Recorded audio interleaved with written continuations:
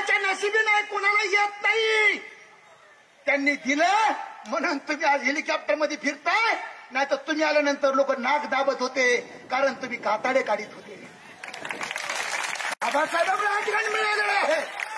बाबासाहेब जन्माला आले नसताना, संविधान नसतं आलं तर तुमची काय अवस्था झाली असती. म्हणून मी कोलाड्याचं पोरग, नाचणीचं पोरग या घरासोबत एकनिष्ठ राहतोय. हे नाही या ठिकाणी ही सगळ्यात महत्वाची गोष्ट आहे. मित्रांनो, लढाई लढायची आहे. दादा, ही क्रांतीची भूमिका आहे. ही क्रांतीची भूमिका आहे. ही भूमी वांजट नाहीये. ही क्रांतीची भूमिका आहे. हे वाजंट भूमिका नाहीये. दादा, या क्रांतीच्या भूमितून तुमच्यासारखा एक युवक तरुण आंबेडकर नावाचं रोपटं घेऊन संघर्षाची, लढ्याची, मशालीची सुरुवात करतोय. शालूट दादा, लढा यशस्वी होईल एवढी त्या ठिकाणी विनंती करतो. आपण सगळ्यांनी ताकद द्यायची. 2 घोषणा देतो. पोलिसांना घोषणा दिली तर चलतील, हळद म्हणत जर जे जिंदाबाद म्हणले तरी चल. आपलेच लेकर पंचायत काय बरेच जण ओळखी पाळखीचे माझ्या, त्यांची अडचणी. पण दादा मनातून आपल्यासोबत येत बरं का सगळे. हा, ते मला सगळे सांगत असं काय चाललंय काय नाही.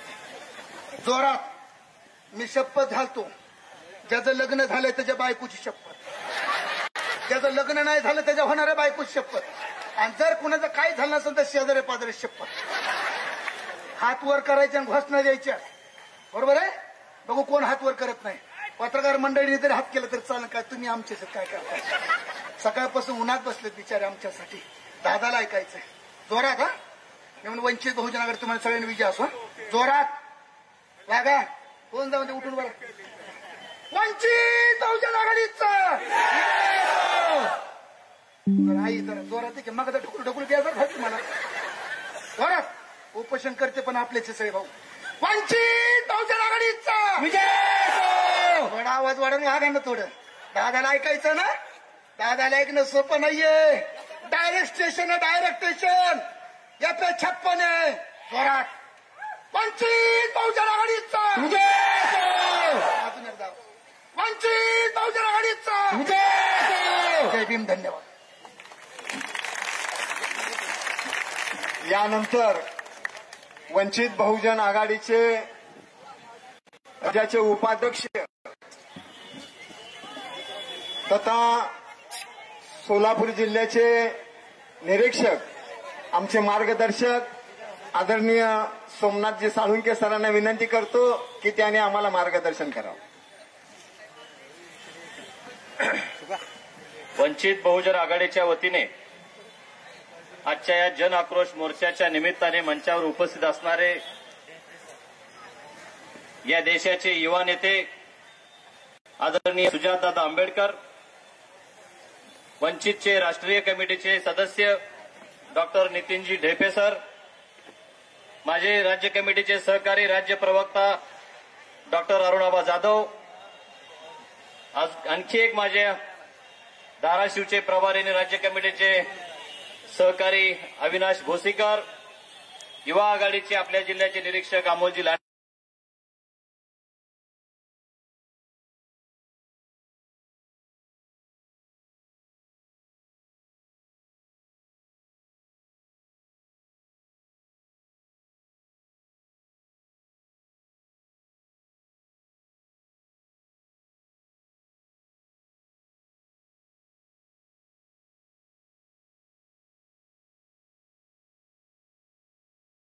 वती घेऊन या देशामध्ये जर उतरत असेल कोण, तर ते श्रद्धेय बाळासाहेब आंबेडकर.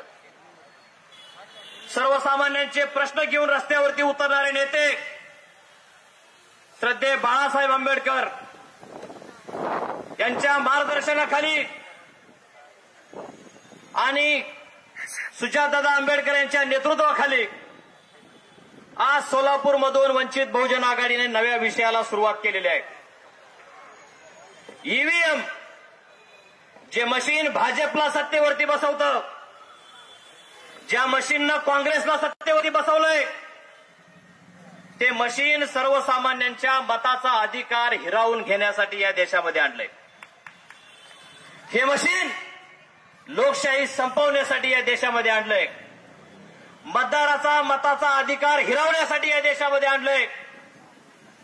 आपल्याला वाटतं आम्ही मतदान करतोय, आपल्याला वाटतं की मी माझ्या पसंतीच्या उमेदवाराला मतदान केलंय, पण हे ईव्हीएम तुमच्यासाठी काय करेल हे सांगता येत नाही. आणि त्यानं काय केलंय हे कालच्या निवडणुकीमध्ये आपण बघितलेलं आहे. किती घोटाळे ईव्हीएमच्या बाबतीमध्ये समोर आले. या देशामध्ये मागच्या विधानसभेच्या निवडणुकीमध्ये सायंकाळी 6 नंतर जे 76 लाख मतदान झालं, ज्याच्याकडे या देशातल्या कुठल्याही राजकीय पक्षानं लक्ष दिलं नाही.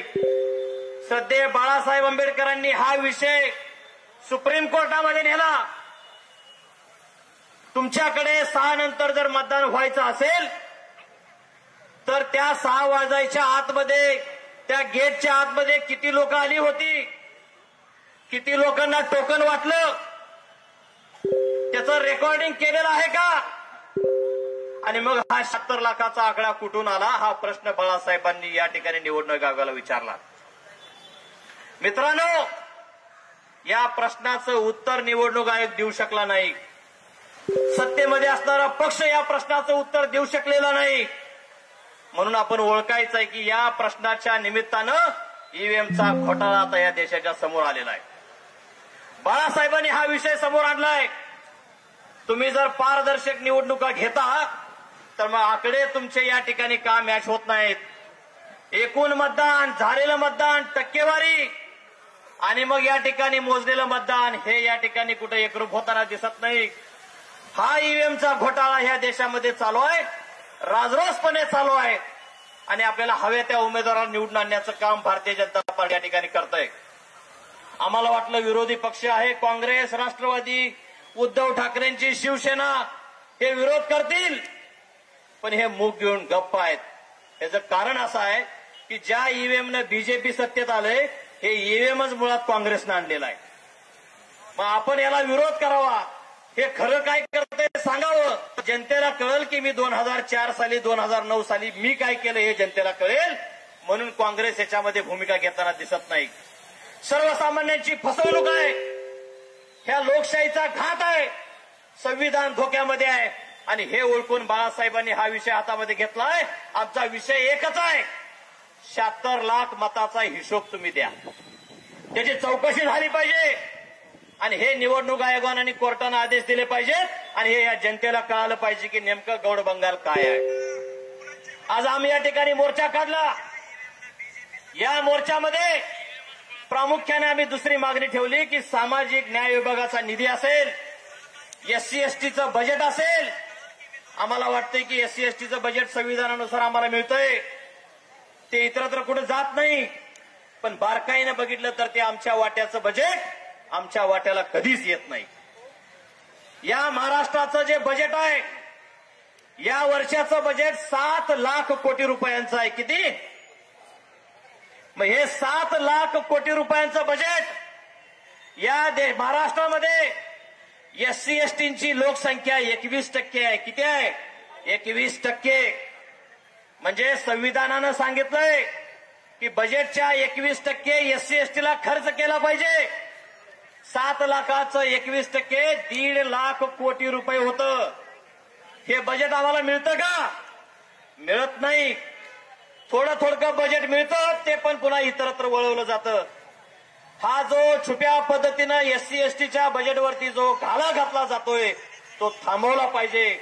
म्हणून बाळासाहेबांनी, सुजातदादांनी एक मागणी या मोर्चाच्या माध्यमातून ठेवली की एससी एसटीचं बजेट एससी एसटीलाच राहिलं पाहिजे. आणि म्हणून याच्यासाठी कायदा केला पाहिजे की हे इतर ठिकाणी कुठेही वळवता येता कामा नये. मी एससी एसटीच्या नेत्यांना सांगू इच्छितो, इकडे तिकडे जे भरकटलेत, तुम्ही भाजपमध्ये आहे, तुम्ही काँग्रेसमध्ये आहे, इथल्या खासदार सुद्धा काँग्रेसमध्ये आहेत. तुम्ही एससी एसटीच्या या विषयाला किती या ठिकाणी आव्हान दिलं, हा विषय किती ज्वलंतपणे तुम्ही मांडलात, हे जर आत्मपरीक्षण तुम्ही करा. जनतेला आव्हान आहे. हे नेते भाजपचे गुलाम आहेत, हे नेते काँग्रेसचे गुलाम आहेत. हे आपले प्रश्न घेऊन रस्त्यावरती येणार नाहीत. आपले प्रश्न घेऊन रस्त्यावरती फक्त एकच नेता येतो, श्रद्धेय बाळासाहेब आंबेडकर. म्हणून बाळासाहेबांच्या पाठीशी ठामपणे राहणं हे आपलं कर्तव्य आहे. आमची या मोर्चामध्ये तिसरी मागणी आहे, एससी एसटीच्या बजेटसाठी श्वेतपत्रिका शासनानं काढली पाहिजे. तुम्ही एकदा काढा तो व्हाईट पेपर, तुम्ही एकदा काढा ती श्वेतपत्रिका. म्हणजे आजपर्यंत या 75 वर्षामध्ये तुम्ही एससी एसटीवर किती अन्याय केलेत हे जनतेसमोर येईल. हे धर्मनिरपेक्ष म्हणतात, हे संविधानाचे बाजूने आहेत म्हणून सांगतात, खऱ्या अर्थानं हे संविधानावरती हल्ला करतात हे आम्ही ओळखलं पाहिजे. रस्त्यावरती आम्ही भांडतो, या मागण्या घेऊन शासनाला आम्ही घाम फोडतो, प्रशासनाच्या समोर जातो. पण एक लक्षात ठेवा, जोपर्यंत आम्ही सत्तेमध्ये येणार नाही तोपर्यंत आमचे प्रश्न सुटणार नाहीत. आणि सत्तेमध्ये यायचं असेल तर निवडणूक बॅलेट पेपरवर झाली पाहिजे. हे घोटाळे करतील ईव्हीएम मध्ये, आम्हाला मतदान खूप होतं आणि ईव्हीएम मॅनेज होतं. म्हणून आम्ही आग्रह धरला पाहिजे की ही निवडणूक, आगामी निवडणूक, मग ती स्थानिक स्वराज्य संस्थेची असेल, विधानसभेची असेल, लोकसभेची असेल, ही बॅलेट पेपरवरती झाली पाहिजे. आपल्या दारात येणाऱ्या अधिकाऱ्याला सांगायचं आहे बॅलेट पेपरवर निवडणूक झाली पाहिजे. आणि मग बघू भाजप कसं सत्तेवर येते, काँग्रेस कसं सत्तेवर येतंय. एक प्रण आपण या ठिकाणी अजून एक करायचं आहे. या मोर्चाच्या माध्यमातून आम्ही ह्या मागण्या शासनाकडे करतोय, पण ह्या मागण्या हे किती पूर्ण करतील, त्याची किती वेळ घेतील, त्याच्यापेक्षा तुम्ही ठरवा. आता सत्तेमध्ये आपणच जायचं आहे ना आपणच ह्या मागण्या पूर्ण करायच्या आहेत. म्हणून वंचित बहुजन आघाडीच्या पाठीशी आपण ठामपणे उभं राहायचं आहे. सोलापूर जिल्ह्यातील जनतेला आमचं आव्हान आहे, इकडे तिकडे आता भरकटण्यापेक्षा वंचितच्या पाठीशी यावं आणि आपले प्रश्न आपण सोडवावेत. हे आव्हान या ठिकाणी मी करतो आणि माझं मनोगत थांबवतो. जय भीम. शरद पवार साहेबाला महाराष्ट्र जाणता राजा म्हणतो, परंतु बीजेपीच्या सरकारनं शरद पवारला नेमता राजा बनवून सोडलं. शरद पवारचे 8 खासदार आहेत, त्याचे आमदार 10 निवडून आले. अजित पवारचे 1 खासदार आहे, त्याचे 42 आमदार निवडून आले. तरीही शरद पवार निवडणूक आयोगाच्या विरोधामध्ये कोर्टामध्ये केस दाखल करत नाहीत. म्हणून श्रद्धेय बाळासाहेब आंबेडकरांची महाराष्ट्राला गरज आहे. वंचित बहुजन आघाडीचे राष्ट्रीय कार्यकारिणीचे सदस्य, सोलापूर जिल्ह्यातीलच नव्हे तर महाराष्ट्रातील सुप्रसिद्ध डॉक्टर, स्किन स्पेशालिस्ट आदरणीय डॉक्टर नितीन ढेपे या मोर्चाला आवर्जून उपस्थित आहेत. त्यांना विनंती करतो की त्यांनी आपल्याला संबोधित करावं.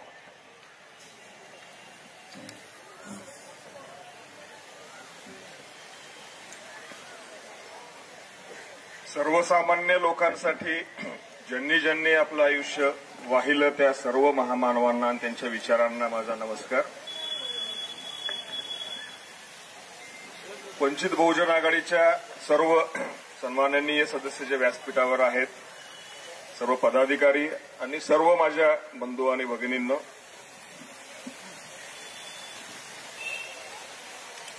मी वंचितमध्ये का, तर असा प्रश्न बरेच जणांना भुवया उंचवणारा प्रश्न होता.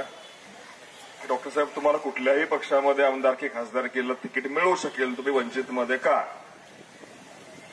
त्याचं एकमेव कारण, मला आमदारकी नकोय, मला खासदारकी नकोय, मला कुठली शाळा संस्था बँक चालवायची नाहीये.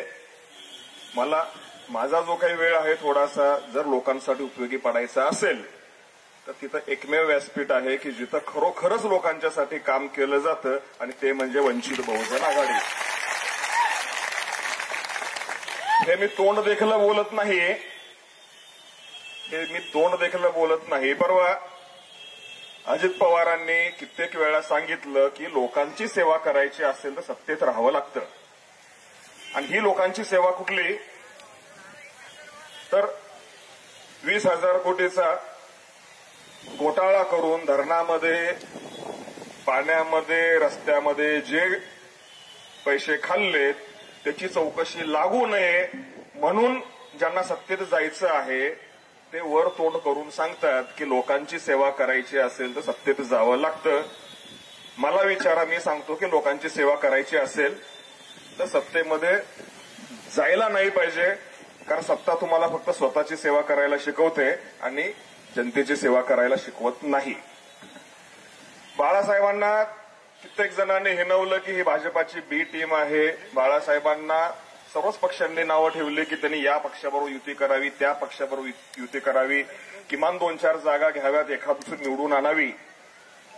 पण मला सांगा की एखादं मंत्रीपद मिळवायचं असेल तर आंबेडकर नाव असलेल्या घराण्याला एखादं मंत्रीपद आयुष्यभर 4 पिढ्या जर कधीही मिळू शकेल, परंतु या माणसाने की मला, माझ्या कुटुंबाला, माझ्या घराला एकही अधिकारपद, मंत्रीपद नको.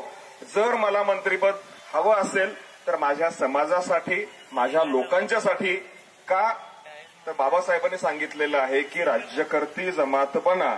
त्यामुळं बाळासाहेबांनी सांगितलं की मला माझ्या कुटुंबाला राज्यकर्ता व्हायचं नाही, मंत्री व्हायचं नाही, पण माझ्या समाजातून आमदार, सरपंच, मंत्री झाला पाहिजे. आणि ही भूमिका मला भावली बाळासाहेबांची, म्हणून मी वंचित आघाडीमध्ये आहे. मध्यंतरी ओबीसीचा प्रश्न जेव्हा पेटला होता, मी ओबीसी आहे, मला कळतंय की सर्व पक्ष एकत्र येऊन तू मारल्यासारखं कर, मी रडल्यासारखं करतो, म्हणून सर्व ओबीसींना वेड्यात काढलं जात होतं दिसतंय, पण कुणीही त्याच्या विरुद्ध बोलत नव्हतं. अशा वेळेला ओबीसींच्या प्रश्नासाठी रस्त्यावर उतरून ओबीसीच्या आरक्षणासाठी यात्रा काढणारा नेता म्हणजे बाळासाहेब आंबेडकर. त्यामुळे मी या व्यासपीठावरून सांगू इच्छितो की माझ्यासारख्या शिकलेल्या सुशिक्षित माणसाला सुद्धा हा माझा नेता आहे असा अभिमानानं सांगता यावा, असा नेता म्हणजे बाळासाहेब आंबेडकर. आणि आज व्यासपीठावर जे तरुण तडफदार नेतृत्व आहे, सुजात आंबेडकर. सुजात, नाम समझ के फ्लावर समझा है क्या, फायर है ये. तुळजापूरमध्ये माझी एक विद्यार्थिनी निवडणूक लढवत होती आणि मी आयुष्यात पहिल्यांदा प्रचार करायला उतरलो होतो. तेव्हा सुजात दादांनी तुळजापूरमध्ये येऊन असे काही सभा गाजवलेले होते, सर्व प्रस्थापितांना असे म्हणजे घाम फोडलेला होता. आणि तेव्हापासून मी सुजात दादाच्या भाषणाचा फॅन आहे. तर आजचा मोर्चा का आहे?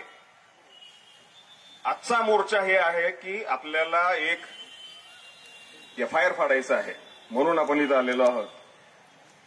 एफआयआर कसला फाडायचा आहे तर या सर्व पोलीस खात्याला आणि त्याहीपेक्षा जे माझ्या समोर बसलेलं हे जे जनतेचं कोर्ट आहे त्यांच्यासमोर मला ही फिर्याद द्यायची आहे की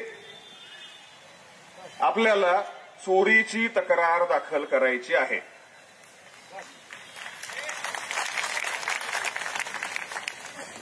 काय चोरी केलेली आहे तर लोकांच्या हक्काची चोरी केलेली आहे. संविधानानं जो हक्क दिला मतदानाचा त्या हक्काची चोरी केली गेलेली आहे. आम्ही मत देतोय पण ते पोचतं तिसऱ्यालाच. ही मधली जी चोरी आहे त्या चोरीच्या विरोधात आम्हाला तक्रार द्यायची आहे. ही चोरी कोण केलेली आहे? आज सत्तेमध्ये जे बसलेले आहेत त्या लोकांनी आपल्या मताची चोरी केलेली आहे. आणि या चोरीला साथीदार कोण आहेत? निवडणूक आयोग, की ज्यांनी या निवडणुकीमधला हिशोब देण्याच्या ऐवजी की त्यांनी यातला काहीही हिशोब आमच्याकडे नाही म्हणून या चोरीला साथ दिलेली आहे. आणि या चोरीला बघून डोळे बंद करून घेतलेले कोण आहेत? तर हे सर्व विरोधी पक्ष जे आहेत, काँग्रेस असेल, राष्ट्रवादी असेल, त्यांनी डोळे बंद केलेले आहेत. ह्या चोरांना साथ आहे. आणि पोलिसांच्या भाषेमध्ये जेव्हा चोरी एकापेक्षा जास्त लोकांनी केलेली असते, एकमेकाला साथ दिलेली असते, त्याला दरोडा म्हणतात. तर त्यामुळे हे सरकार आणि यांना साथ देणारे हे बाकीचे पक्ष आणि हे प्रशासन हे दरोडेखोर आहेत. त्यांनी दरोडा टाकलेला आहे आपल्या हक्काच्या मतदानावर, आपल्या हक्काच्या मतावर. आणि मित्रांनो, मत का महत्वाचं आहे तर बाबासाहेबांनी आपल्याला सर्वांना एक मत दिलेलं आहे. ज्या मतानं महाराजा आणि पोतराजा एकाच लेवलला आणून ठेवलेले आहेत, पाटील आणि आपल्या गावाच्या बाहेरचा मजूर हे दोन्ही एकाच स्तरावर आणून ठेवलेले आहेत. ही जादू केलेली आहे. ही जी हक्काची जादूची कांडी दिलेली आहे बाबासाहेबांनी, ते म्हणजे मत. आणि हे मत, जो आपला अधिकार, जी आपली ताकद आहे, ती चोरून नेण्याचं काम चाललेलं आहे. आणि या चोरीमध्ये हे सर्व दरोडेखोर सामील आहेत. आणि सर्व पोलिसांना आणि अधिकाऱ्यांना मी विनंती करतोय, आमच्या एफआयआर मध्ये आणखीन पण एक लिहून घ्या. या चोरीमध्ये आमची आणखीन एक दुसरी चोरी झालेली आहे, ती म्हणजे आमच्या हक्काच्या नोकऱ्यांची. या सरकारनं जेव्हा बाबासाहेबांनी आपल्याला प्रत्येकाला शिक्षणामध्ये आरक्षण दिलं, आम्ही शिकलो, त्यानंतर नोकरीमध्ये आरक्षण दिलं, आम्हाला नोकऱ्या मिळायला लागल्या, तेव्हा गावच्या बाहेरच्या बौद्धवाड्यामधला, मांगवाड्यामधला वस्तीवरचा पोरगा इतरांच्या बरोबरीनं नोकरी करायला लागला. तेव्हा या सरकारनं काय केलं? नोकऱ्याच बंद केल्या. शून्य आधारित अर्थसंकल्प, झिरो बजेट, सरकारी नोकऱ्या नाहीत, खाजगीकरण. म्हणजे आपल्याला आरक्षण दिलं, आपण अजून आपल्या पदरामध्ये घेतोय, तोपर्यंत आपल्याला मिळणाऱ्या नोकऱ्या पळवल्या खाजगीकरणाच्या माध्यमातून. तर त्यामुळे या आमच्या एफआयआर मध्ये लिहून घ्या की आमच्या नोकऱ्यांची पण चोरी झालेली आहे.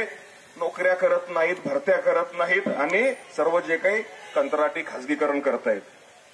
तिसरा मुद्देमाल जो आमचा चोरीला गेलेला आहे, तो म्हणजे अगदी आमच्या तिजोरीमध्ये, आमच्या हक्काचा, आमच्या खिशामध्ये जे असलेला जो निधी आहे, सामाजिक न्याय विभागाचा किती आहे तुटपुंजा, जो आपल्याला कुठल्या योजनांना पुरत नाही.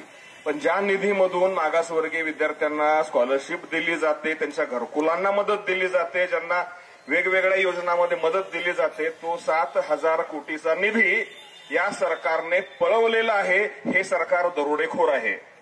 त्यामुळं पोलिसांना आमच्या एफआयआर मध्ये लिहून घ्या की या सरकारनं आमचा हक्काचा निधी आमच्या खात्यावरून, आमच्या खिशातून पळवून नेलेला आहे. हे सरकार दरोडेखोर आहे.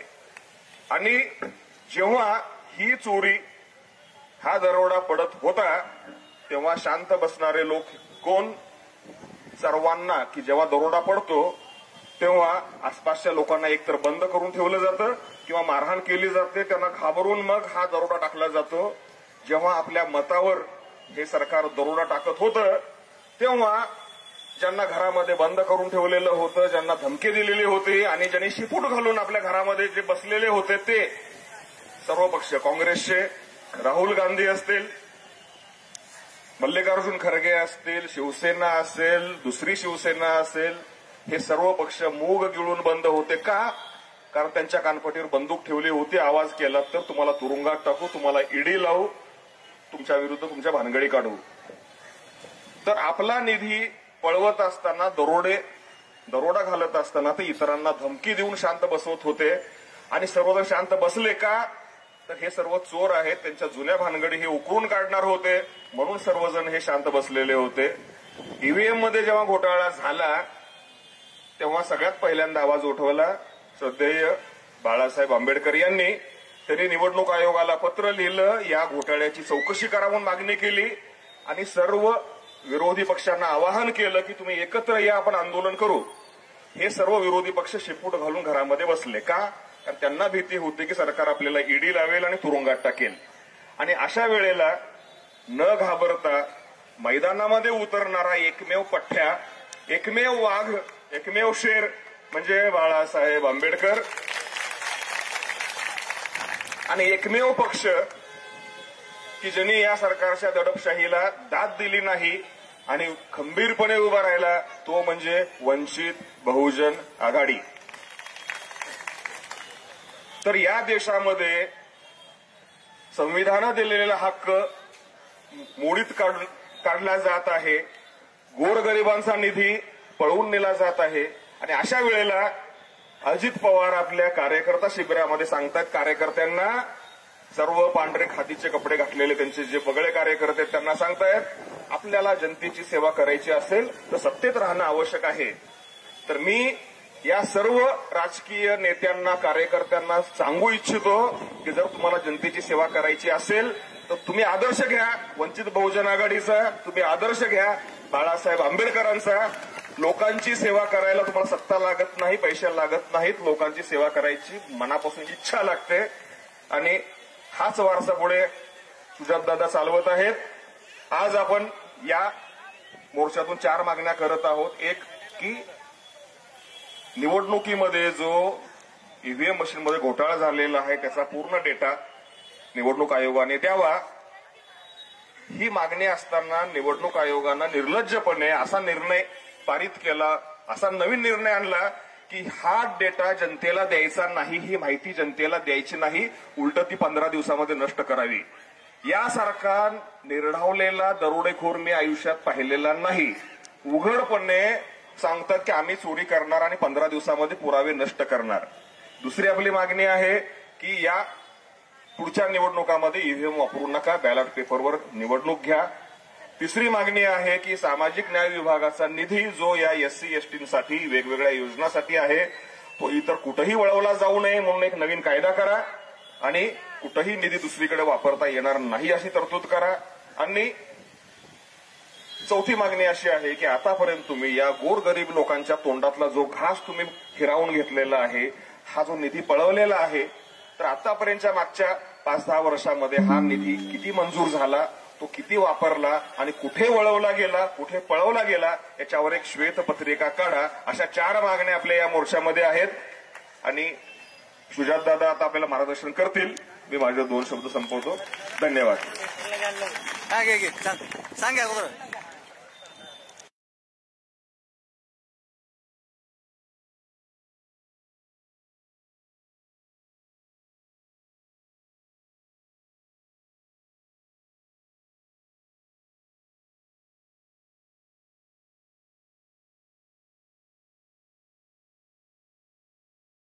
आज कशी फुटली याची चर्चा करत आहोत, पण दगड कोण मारला याचा आपण शोध घेत नाही. अशा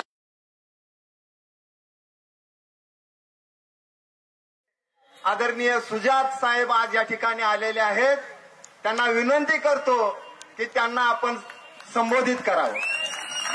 वंचित बहुजन आघाडीचा सुजात आंबेडकर साहेब आगे बढ़ो, बाळासाहेब आंबेडकर आगे, वंचित बहुजन आघाडीचा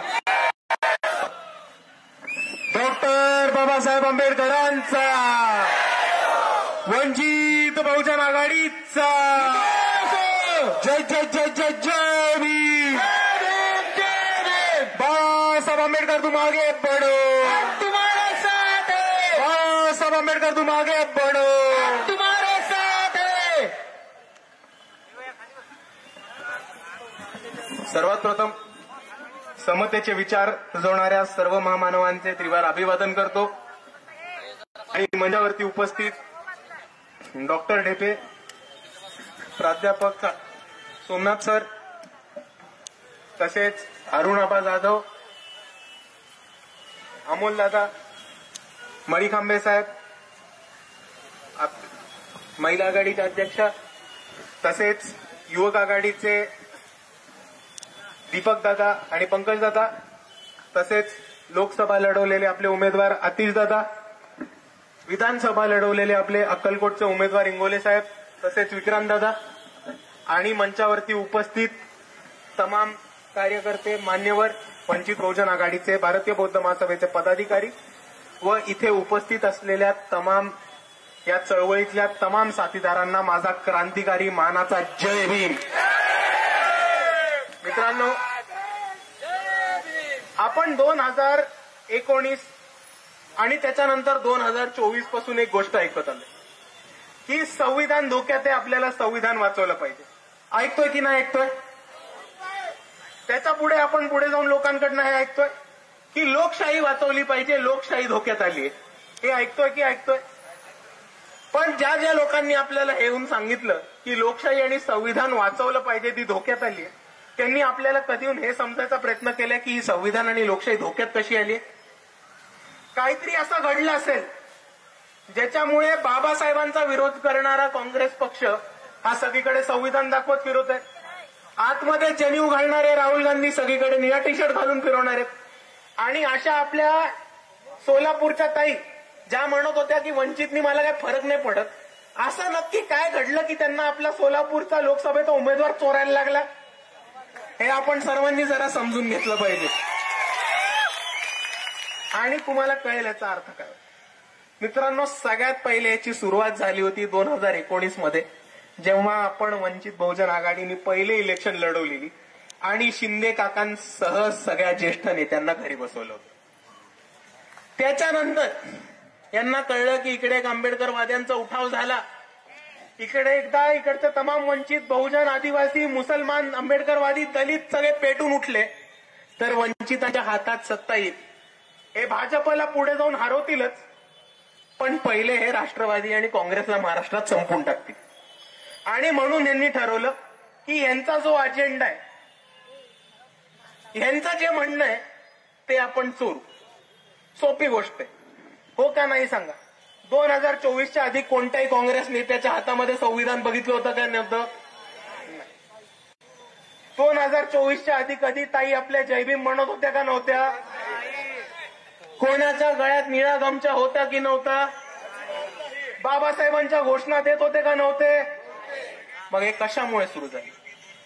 हे सुरू झालं कारण वंचित बहुजन आघाडीने 2019 मध्ये 46 लाख मतदान घेतलं आणि त्याची सुरुवात आपल्या सोलापूर आणि पंढरपूरमध्ये झाली. आणि मला आठवतं त्या प्रचारामध्ये आपण सर्वांनी आमची साथ दिली होती. पण त्याच्याहून पुढे काय झालं समजून घ्या.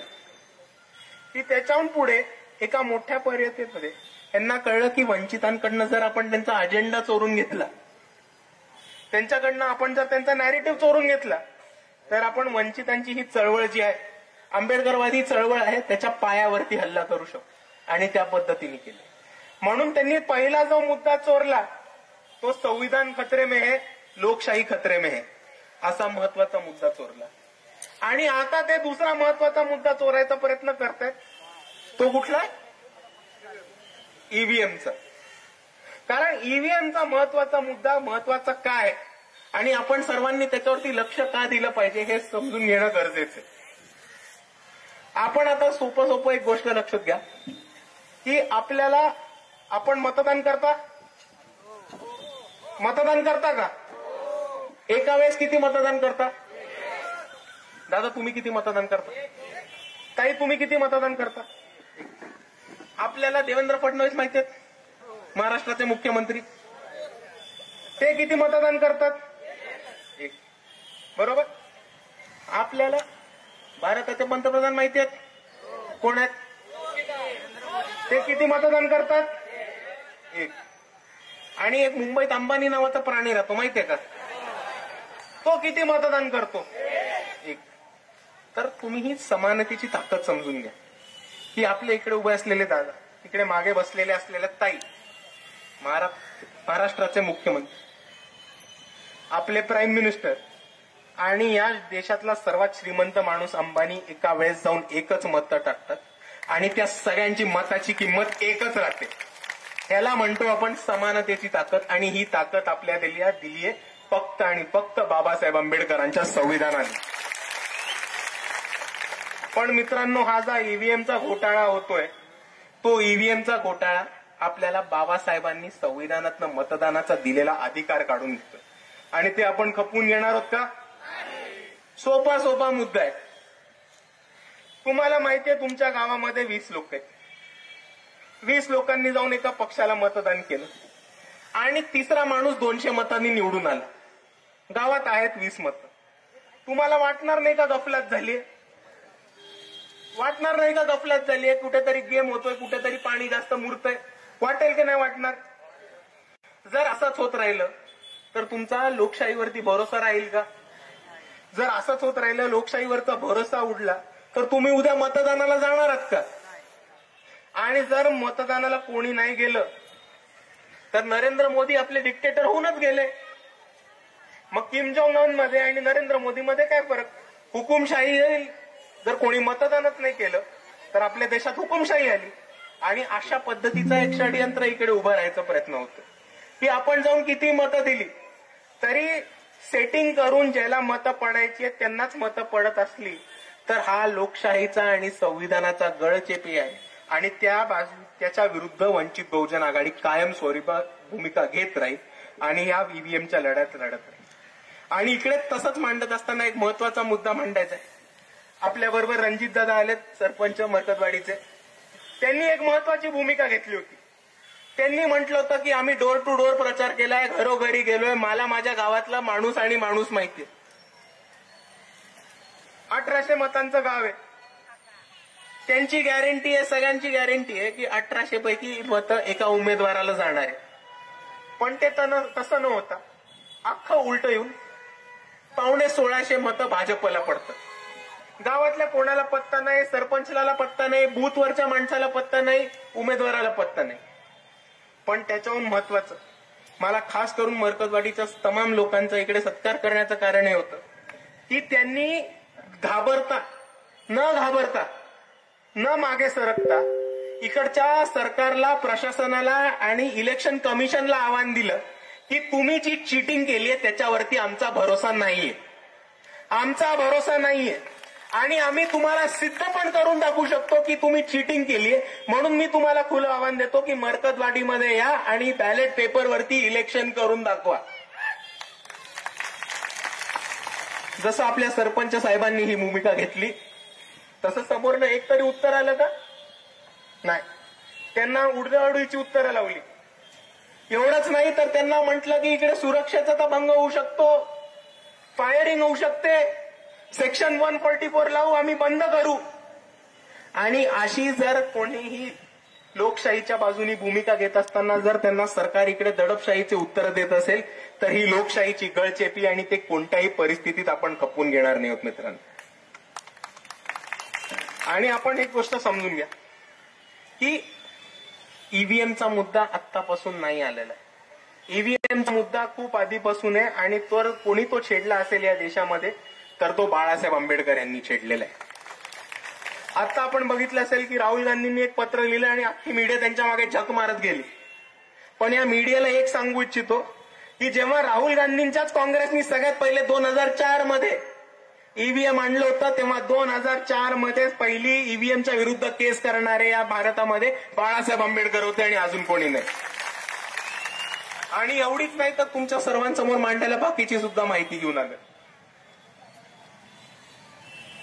12 डिसेंबर 2024 जेव्हा विधानसभेचा निकाल आला तेव्हा 12 डिसेंबर 2024 ला बाळासाहेब आंबेडकर यांनी एस चोकोलिंगम जे इलेक्शन कमिशनचे ऑफिसर आहेत, चीफ इलेक्टोरल ऑफिसर आहेत इलेक्शन कमिशनचं, त्यांना एक पत्र लिहिलं आणि त्यांना म्हटलं की तुमची जी आकडेवारी आली आहे, तुमची जी इलेक्शनचा डेटा आलाय त्याच्यामध्ये 76 लाख म्हणजे 75,90,000 एवढी मतं एक्स्ट्रा आहेत.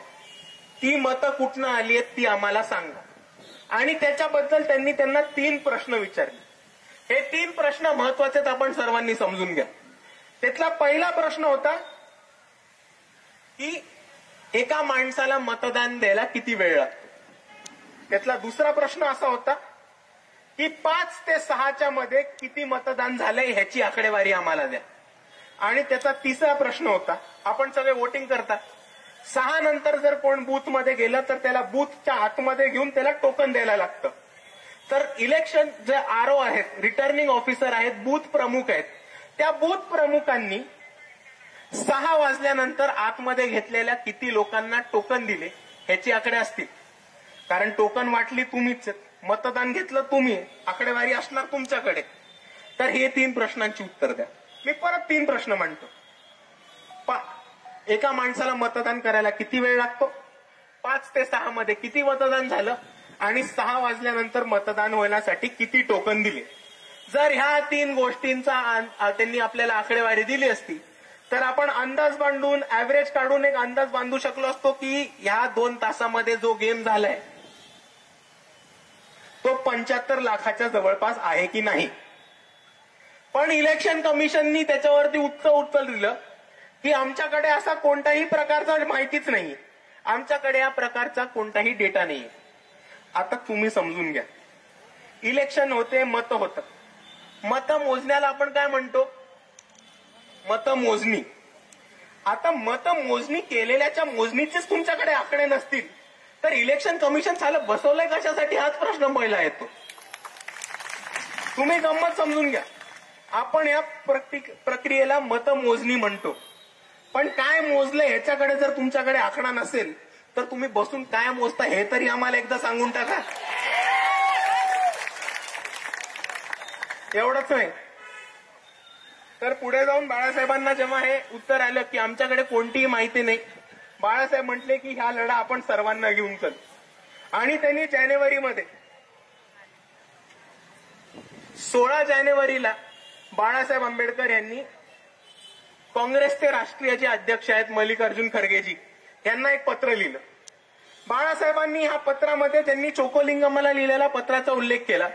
त्यांनी म्हटलं की आम्ही ह्या 3 प्रश्न विचारलेले त्याच्यावरती काहीही माहिती आली नव्हती. त्याच्यावरनं हे साफ साफ कळून येतंय की इलेक्शन कमिशननी मोठा धोका केलेला आहे. सर्व इतर पक्षांनी एकत्र येऊन ह्याच्यावरती आंदोलन करायची गरज आहे.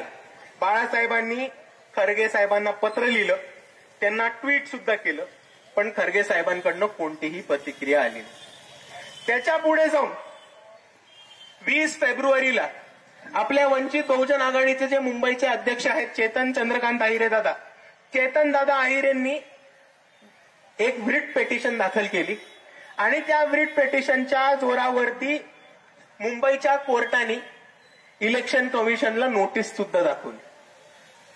ती केस बाळासाहेब लढतायत. पण अजूनही माझा इकडच्या मीडियावरती आक्षेप आहे की कुठेही चेतनदादांचं नाव किंवा बाळासाहेबांचं नाव त्या नोटीसच्या संदर्भात छापताना आपण कव्हरेज दिलं नाही. पण त्याच्या पुढे जाऊन बघू आपण, त्याच्या पुढे जाऊन बघा की 7 जूनला राहुल गांधीजींनी एक पत्र लिहिलं इंडियन एक्सप्रेसमध्ये आणि त्यांनी असं म्हटलं की इलेक्शनमध्ये चीटिंग झालेली आहे आणि महाराष्ट्राच्या इलेक्शनमध्ये गप्पल. आता तुम्ही गंमत बघा, याच्या आधी बाळासाहेबांनी 2 केसेस लिहिलेत. चोकोलिंगमना पत्र लिहिले आणि राहुल गांधी ज्यांना राष्ट्रीय अध्यक्ष मानतात अशा खरगे साहेबांना पत्र लिहिले. याच्या कोणत्याही पत्राचं उत्तर नाही. काँग्रेसनी कोणत्याही भूमिकेवरती आपल्या भूमिका मांडली नाहीये किंवा आपल्या कोणत्याही ईव्हीएमच्या विरुद्ध लढ्यामध्ये आपल्याला साथ द्यायची इच्छा दाखवलेली नाही. पण राहुल गांधी 7 जूनला पत्र लिहितात आणि म्हणतात की इलेक्शनमध्ये चीटिंग झाली आणि लगेच 2 आठवड्यानंतर 21 जूनला एका अर्थाने इलेक्शन कमिशन म्हणते की 45 दिवसाच्या आतमध्ये इलेक्शनचा डेटा डिस्ट्रॉय करा, कोणताही एव्हिडन्स ठेवू नका. म्हणजे तुम्ही समजा कुठल्या लेवलचा गेम चालू आहे, कुठल्या लेवलची चीटिंग चालू आहे. आपण इलेक्शन कमिशनवरती आक्षेप घेतोय की तुम्ही इलेक्शनमध्ये चीटिंग केली, आम्हाला पुरावे दाखवा, आम्हाला एव्हिडन्स द्या. आणि दुसऱ्या बाजूला इलेक्शन कमिशन त्यांच्या कर्मचाऱ्यांना म्हणतेय की तुमच्याकडे जो एव्हिडन्स आहे, तुमच्याकडे जे पुरावे आहेत ते नष्ट करून टाका. म्हणजे सर्रास एका बाजूला इलेक्शन कमिशन म्हणते की हो आम्ही चीटिंग केली आणि दुसऱ्या बाजूला इलेक्शन कमिशन हे पण म्हणतंय की आम्ही चीटिंग केलेल्याचे आम्ही पुरावे नष्ट करणार.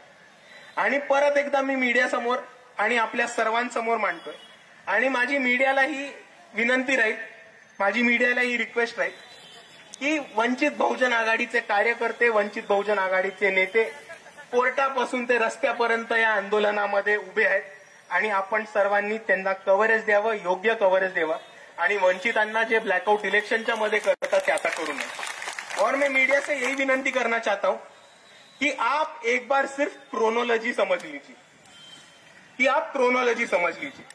2004 में बाला साहब अम्बेडकर ने सबसे पहली केस डाली.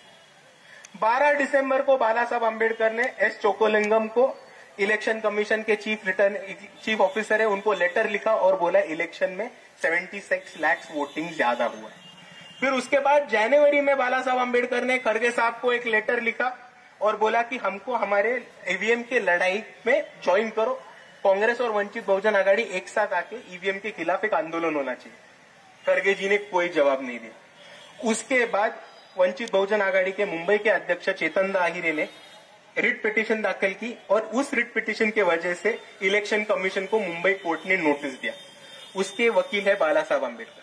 उस सब के बाद राहुल गांधी एक लेटर लिखते हैं और राहुल गांधी के एक लेटर के बाद ये डिक्लेयर होता है कि इलेक्शन कमीशन सारे एविडेंसेस डिस्ट्रॉय करेगा.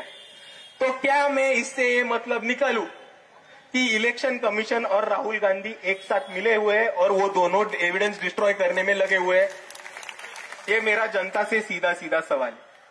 कारण तुम्ही मुद्दा बघून घ्या. राहुल गांधी ज्यांना प्रदेश अध्यक्ष आणि राष्ट्रीय अध्यक्ष म्हणतात खरगे साहेब, अशा खरगे साहेबांना बाळासाहेबांनी पत्र लिहिलं होतं आणि म्हटलं होतं की तुम्ही या लढाईमध्ये सामील व्हा. पण आता आपल्याला सर्वांना खरगे साहेबांची सच्चाई माहितीच आहे की आम्ही दलित विरोधी नाही एवढं दाखवण्यासाठी एक मुखवटा खरगे साहेबांनी बसवलाय. पण खरी जनिवधारी पक्ष असा आहे की त्यांनी खरगे साहेबांकडनं सगळे अधिकार काढून राहुल गांधींचं आपल्याला लिडरशिप कशी प्रस्थापित करता येईल याच्यासाठी ते उभं केलेलं जुमला आहे. आणि म्हणून मी आपल्या सर्वांना म्हणतो की ह्या जुमल्यामध्ये फसू नका. ईव्हीएमच्या विरुद्ध एकच पक्ष आहे जो रस्त्यावरती आणि कोर्टामध्ये लढतोय, तो म्हणजे वंचित बहुजन आघाडी. आणि त्याचबरोबर माझी राहुल गांधींना एक विनंती असेल की जर तुम्ही खरंच मल्लिकार्जुन खरगेंचं अध्यक्षपद मानत असाल, एक दलित नेतृत्व मानत असाल आणि खरंच ईव्हीएमच्या लढ्यामध्ये सामील होणार असाल तर या वंचित बहुजन आघाडीच्या कोर्ट केसला तुम्ही सपोर्ट करा. काँग्रेसकडे वकिलांची फौज आहे, लिगल टीमची फौज आहे, पैशाची काही कमी नाहीये. जे वंचितचे कार्यकर्ते काम करतायत, कोर्ट कचेरीमध्ये जात आहेत, डेटा प्रोव्हाइड करतायत. जर तुम्हाला या लढाईमध्ये सामील व्हायचं असेल तर या वंचितच्या तळागाळातल्या कार्यकर्त्यांना मदत करून दाखवा. कारण ईव्हीएम आणि मतदान हा इकडच्या तमाम वंचितांच्या आणि आंबेडकरवाद्यांच्या लोकशाही आणि संविधानाचा प्रश्न आहे. ईव्हीएम, मतदान, लोकशाही हा आंबेडकरवाद्यांचा नेहमीचा मूलभूत प्रश्न आहे आणि तो आम्ही कोणत्याही परिस्थितीत राहुल गांधींना त्यांची लिडरशिप आणि नेतृत्व छापायला वापरू देणार नाही हे मी ठामपणे आपल्या सर्वांसमोर मांडतो. आणि तेच मांडता मांडता मला एक शेवटचा मुद्दा मांडायचा जायच्या आधी की आपल्या अजून 2 मागण्या होत्या की एससी आणि एसटीचं बजेट जे होतं ते मोठ्या प्रमाणामध्ये महाराष्ट्रामध्ये वळवलं गेलं. आपल्याला एका बाजूला दिसेल की ते मोठ्या प्रमाणात लाडक्या बहिणीकडे वळवलं गेलं. लाडक्या बहीण योजनेला आमची विरोध नाहीये, पण तुमच्याकडे असे कितीतरी निधी आहेत जिकडनं तुम्ही बजेट फिरू शकता. तुम्ही जेव्हा एससी आणि एसटीचं बजेट फिरवता तेव्हा या इकडच्या लोकांना साफ साफ दिसून येतं की हे भाजपचं जे सरकार आहे त्यांना इकडच्या आदिवासींचं, दलितांचं, बहुजनांचं आणि तमाम वंचितांचा विकास नकोय. म्हणून ज्या सुधार कायद्यासाठी, ज्या सुधार योजनांसाठी इकडच्या संविधानामध्ये आपल्याला जी निधीची तरतूद करून दिली होती ती निधी इकडच्या मुख्यमंत्र्यांनी आणि त्यांच्या सरकारनी सर्रास चोरलेली आहे हे आपण सर्वांनी लक्षात ठेवा. आणि तुम्हाला पुरावा पाहायचा असेल तर त्यांचेच मंत्री संजय शिरसाट हे बोलतात की एससी आणि एसटीचा फंड हा लाडक्या बहिणीकडे फिरवला. आणि हेच बोलत असताना आपल्या सर्वांना हे सुद्धा लक्षात ठेवायला पाहिजे की हे फक्त भाजपचं सरकार नाही हे जे चोरी करतं. कर्नाटकामध्ये काँग्रेसचं सरकार आहे. या कर्नाटकाच्या काँग्रेसच्या सरकारने 17 कोटी, कोणी बघितलेत 17 कोटी आपल्यापैकी? फक्त शिंदे काकांनी लपवले असतील या सोलापूरमध्ये, अजून कोणाला माहित नाही 17 कोटी किती आहेत. 17 कोटी 60,000, 17 कोटी 60,000 इतका अमाऊंट हा कर्नाटकाच्या सरकारने धर्माच्या निधीसाठी आणि रिलिजियस ऍक्टिव्हिटीजच्या नावाखाली फिरवलेला आहे. तर तुम्ही एक समजून घ्या की जर इकडे भाजप नागनाथ आहे तर तिकडे काँग्रेस सापनाथ आहे. आणि तुम्हाला हा हातावर चावणार तर तुम्हाला तो पायावर चावणार. साप दोन्ही पक्ष आहेत. आपल्याला गळ्यात आपल्या कोणताही साप नकोय. आपल्याला फक्त वंचितांची सत्ता हवी आणि आपल्याला आपले न्याय, हक्क आणि अधिकार हवे. म्हणून या ईव्हीएमच्या लढाईमध्ये आणि जो एससी आणि एसटीचा फंड चोरलाय त्या लढाईमध्ये वंचित बहुजन आघाडी नेहमीच भूमिका घेऊन उभी राहणार आहे. आणि त्या कोणत्याही प्रश्न जोपर्यंत सुटत नाही तोपर्यंत आम्ही कोणीही मागे सरकणार नाही एवढं आपल्या सर्वांसमोर मांडतो आणि आपली रजा घेतो. जय भीम, जय संविधान.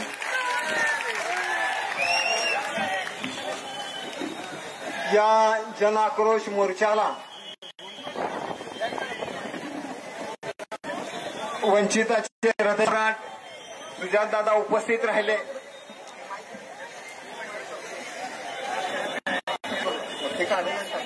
सर्वांचे मी या ठिकाणी आभार मानतो. दीपक थोडं